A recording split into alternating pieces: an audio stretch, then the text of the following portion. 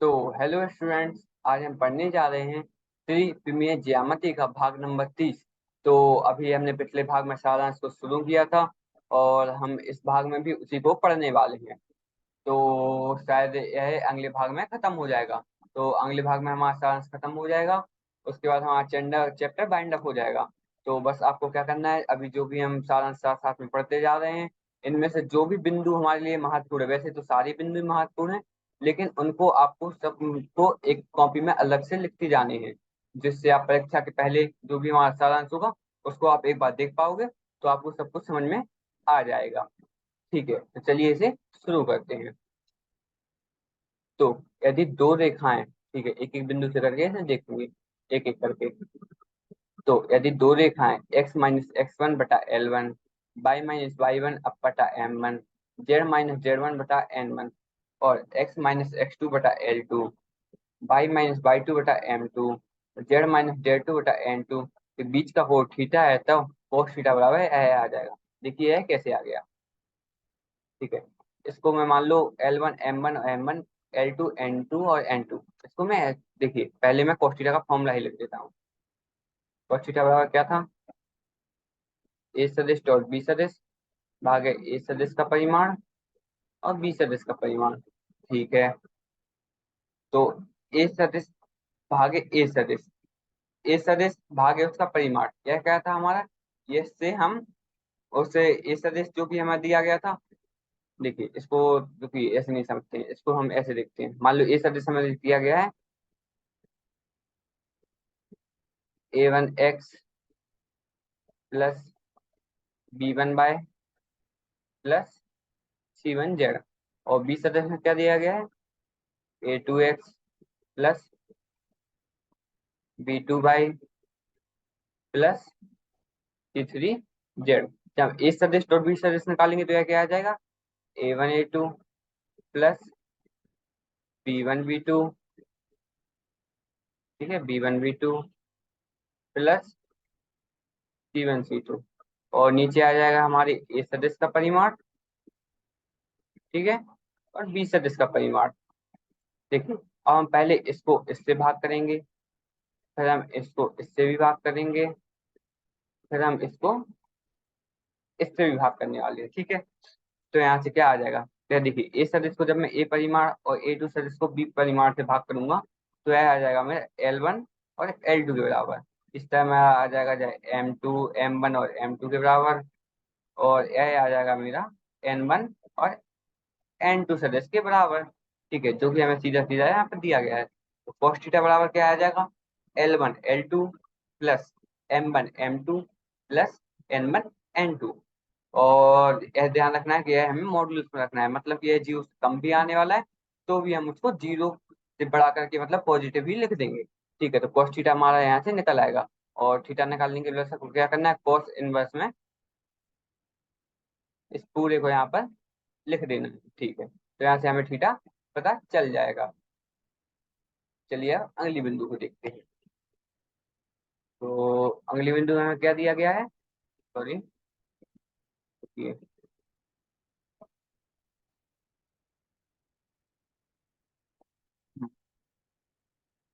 तो अगली बिंदु में हमें क्या दिया गया था, अगली बिंदु में हमें दिया गया था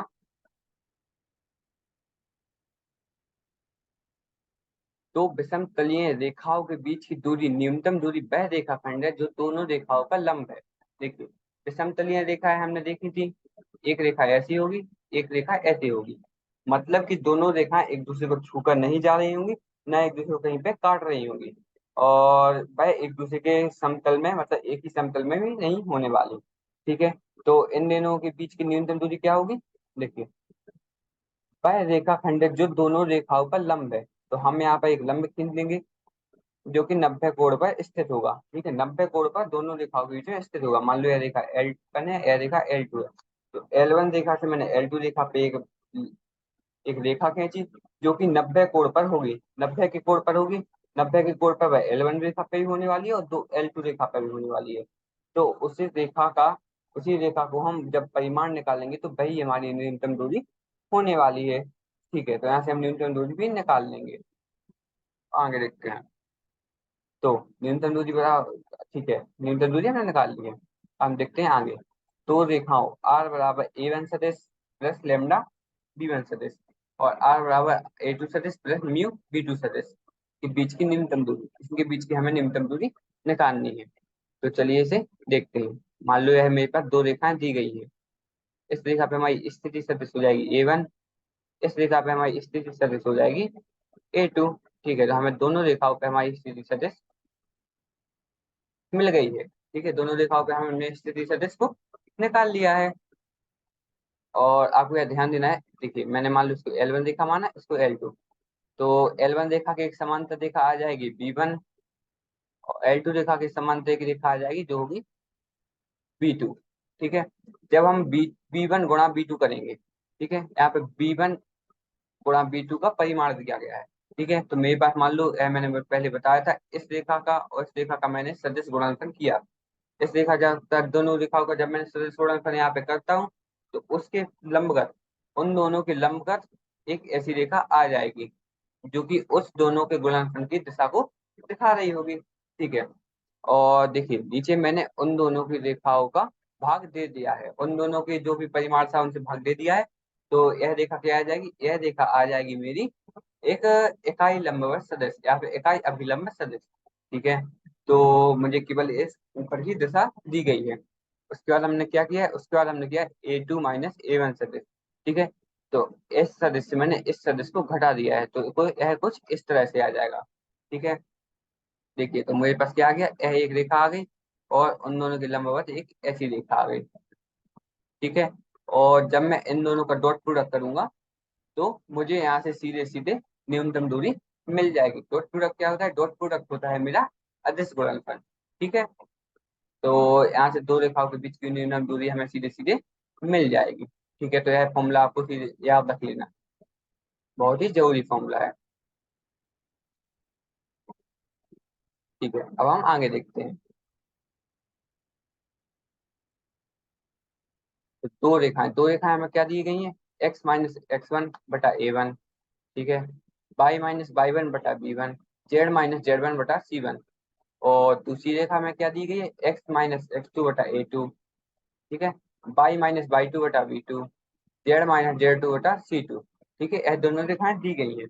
इन दोनों रेखाओं में आप एक चीज देखिए, हमें A1 B1 C1 और A2 B2 C2 यह दोनों क्या है, यह है हमारे पहली रेखा के दिग अनुपात, यह है हमारी दूसरी रेखा के दिग अनुपात। ठीक है, तो यहाँ से हमें दोनों रेखाओं के दिग अनुपात मिल जाएंगे।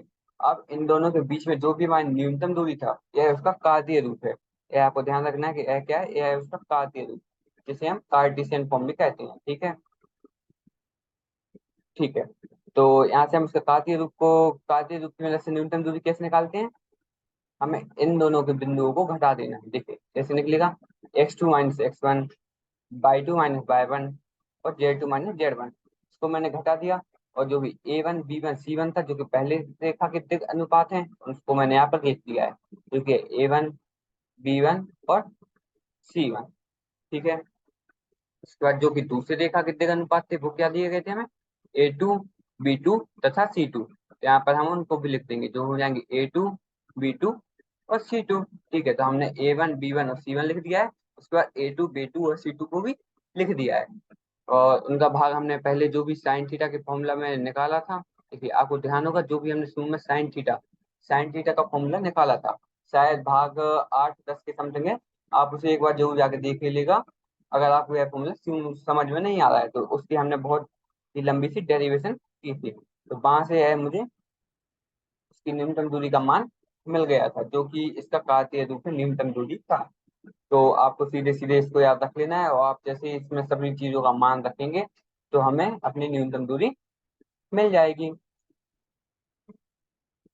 ठीक है, तो चलिए अब आगे देखते हैं। तो आगे में दिया गया है दो समांतर रेखा। यह मुझे एक एक रेखा दी गई है, यह दूसरी रेखा दी गई है। यह दोनों रेखाएं समांतर कैसे हैं, यह मैं आपको बताता हूँ। देखिए समांतर रेखाएं क्या होती हैं, जिनकी दिशा एक जैसी होती है। ठीक है, इनकी दिशा एक जैसी होने वाली है। देखिए तो यहाँ पे बी सदिश क्या दर्शाता है, हमें इसकी दिशा। और यहाँ पर भी बी सदिश दी गई है, इनकी दिशा दर्शाते हैं। तो दोनों में दिशा एक बराबर ही है जो कि बी सदिश है। तो दोनों रेखाएं समांतर हो जाएंगी।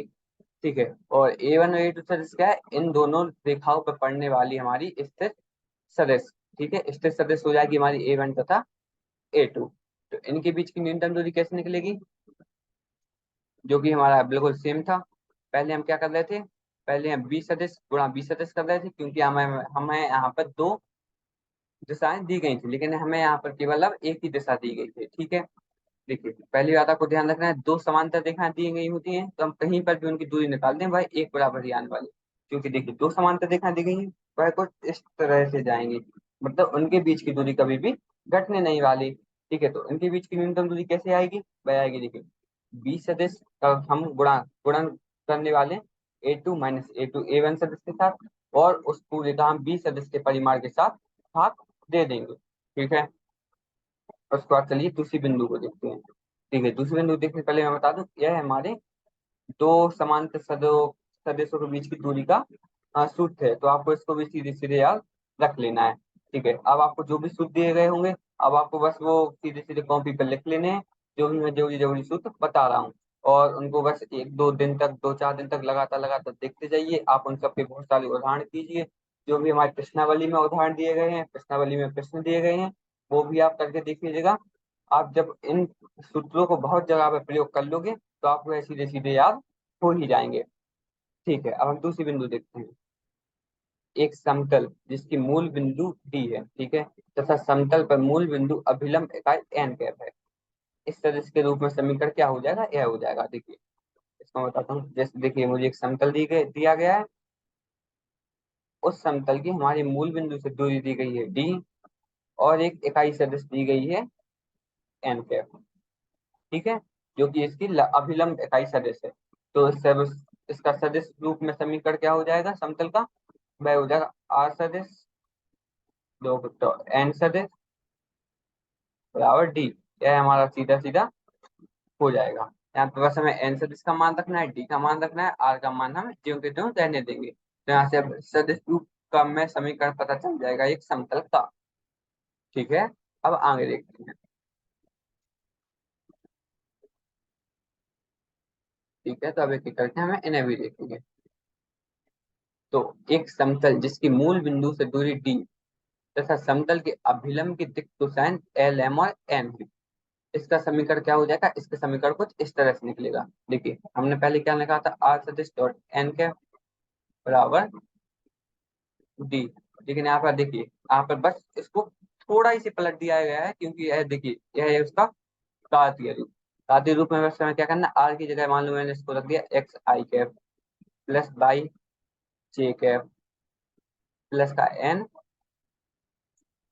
के कैप। ठीक है, और एन सदिश क्या हो जाएगी, एन सदिश देखिए एल एम और एन इसके दिक् कोसाइन दिए गए हैं, तो इसकी मदद से मैं लिख दूंगा L I cap plus M J cap plus N K cap. तो हमें क्या करना है, आई को आई के साथ, एम को बाई के, जे को जे के साथ, के साथ, जो कि हो जाएगा एल एक्स प्लस का एम बाय प्लस का एन जेड, जो कि हो जाएगा हमारे, जो कि आखिर में दिया गया था डी, डी के बराबर। देखिए यह सीधे सीधे मैंने कार्तीय रूप बता दिया कि कार्तीय रूप हमको कैसे निकालते हैं। यह आपको मैंने बहुत डिटेल में पहले पढ़ा रखा है, लेकिन यहाँ पे मैंने बहुत शॉर्ट में बता दिया है कि उसको हम कैसे लिखते हैं। ठीक है, तो कार्तीय रूप और जो हमारा अभी सदिश रूप था उसमें कुछ ज्यादा फर्क नहीं होता है, बस हम उसको कुछ सरल करके लिख देते हैं, जो कि कार्तीय रूप में हम लिखते हैं। ठीक है, अब हम आगे देखते हैं। तो एक बिंदु जिसका स्थिति सदिश ए कैप है, ए सदिश है, से जाने वाला सदिश एन कैप पर लंब समतल का समीकरण। देखिए यहाँ पर भी हमें क्या दिया गया है कि एक समतल दिया गया है, उसकी इकाई इकाई लंब सदिश दी गई है,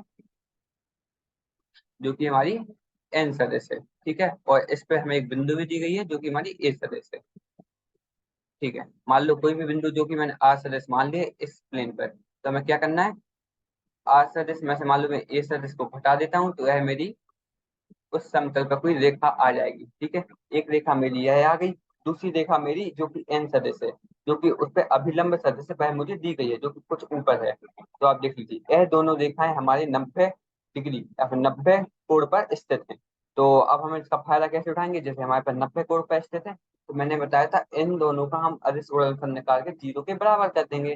ठीक है, तो हमें क्या करना है, देखिए r माइनस ए सदिश हमारी एक सदिश आ जाएगी, दूसरी सदिश क्या है, दूसरी सदिश आ जाएगी यहाँ पर डॉट एन के, जो कि 0 के बराबर है। ठीक है, 0 के बराबर क्यों है, क्योंकि यह दोनों सदिश के बीच में कोण 90 है। ठीक है, दोनों सदिश में कोण के बीच में कोण 90 होने की वजह से 0 के बराबर आ जाएगा। ठीक है, अब आगे देखते हैं। तो आगे बस आज के लिए हमारे पास केवल दो ही बिंदु दी गई हैं, चलिए इनको भी पढ़ेंगे और आज का भाग हमारा खत्म हो जाएगा। तो एक दिए गए बिंदु x1 y1 z1 से जाने वाले और एक दी गई रेखा जिसके दिक् अनुपात a है, ए बी और सी है, पर लंब समतल का समीकरण A x1 x minus x1 B y minus y1 C z minus z1 बराबर 0 है। ठीक है, यह कैसे निकालेंगे, देखिए एक दिए गए बिंदु मान लो कोई भी है, मान लो मेरे पास पी बिंदु दी गई है। ठीक है, फिर एक दी गई रेखा जिसके दिक् अनुपात ए बी सी है। ठीक है, और एक रेखा मुझे दी गई है जिसके दिक् अनुपात मुझे क्या दिए गए हैं, एक बी सी। तो यहाँ से लंब समतल का समीकरण, मतलब कि उसका जो भी लंब होगा उस समतल का समीकरण मुझे क्या आ जाएगा, सीधे सीधे ए का हम x1 के साथ गुणा करेंगे। x1 के साथ गुणा कैसे करेंगे, जब हम उसे कोई भी मूल बिंदु मान लो मैंने यहाँ पे ले लिया r, जो कि इसके दिक् अनुपात क्या है, x बाई तथा z, इसके साथ घटा देंगे तो यह आ जाएगा x माइनस x1, जिसका गुणा करेंगे हम a के साथ, y माइनस y1 जिसका गुणा हम b के साथ करने वाले हैं, z माइनस z1 जिसका गुणा हम c के साथ करने वाले हैं। ठीक है, यह 0 के बराबर है। यह हमारा उस समतल का समीकरण आ जाएगा जो कि उस रेखा के लंब पे है। ठीक है, तो यह बहुत ही सरल था, जो कि बस सीधा सीधा उसका दोनों का अदिश गुणनफल निकाल देना है और 0 के बराबर कर देना है। ठीक है, अब हम दूसरी बिंदु देखते हैं। तीन अशरेख बिंदु है x1 y1 z1 और x2 y2 z2 और x3 y3 z3 से जाने वाले समतल का समीकरण हम कैसे निकालेंगे। देखिए हम समीकरण पहले पढ़ चुके हैं, जिसमें हमें मान लो दो बिंदुओं के कुछ इस तरह, मान लो इसे a1 b1 और c1 और a2 b2 और c2 मुझे दो रेखाओं के दिए गए थे, तथा एक बिंदु भी दी गई थी जो थी हमारी x1 y1 और z1।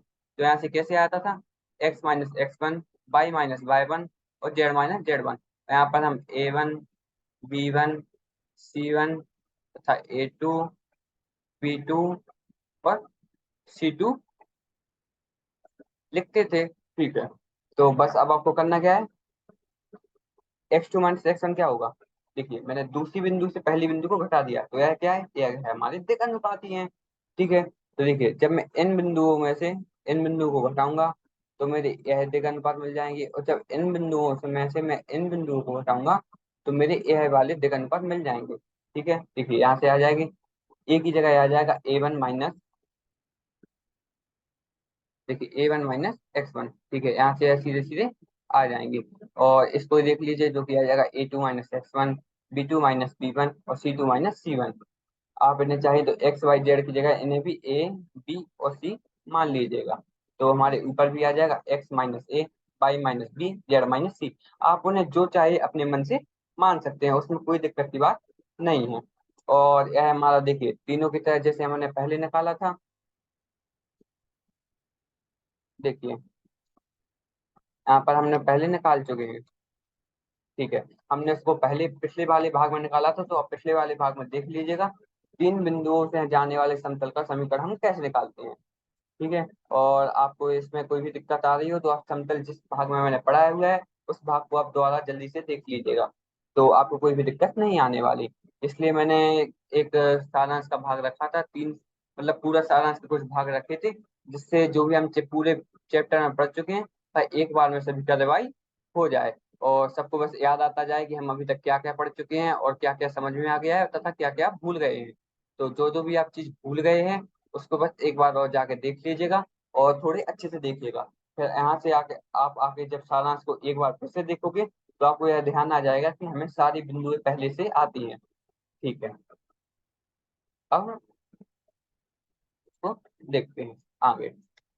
तो ठीक है, तो आज का सारांश बस हमारा यहीं पर खत्म हो गया है। अगले मैंने आपको बता दिया है कि अगले भाग में हमारा सारांश बस पूरा खत्म हो जाएगा, और हम उसके बाद इस चैप्टर के एक भी भाग नहीं बताए, तो आगे भी बस हम सारांश को ही पढ़ने वाले हैं। तो आज के लिए बस इतना ही रहने देते हैं। धन्यवाद। पढ़ते रहिए, टाटा बाय बाय।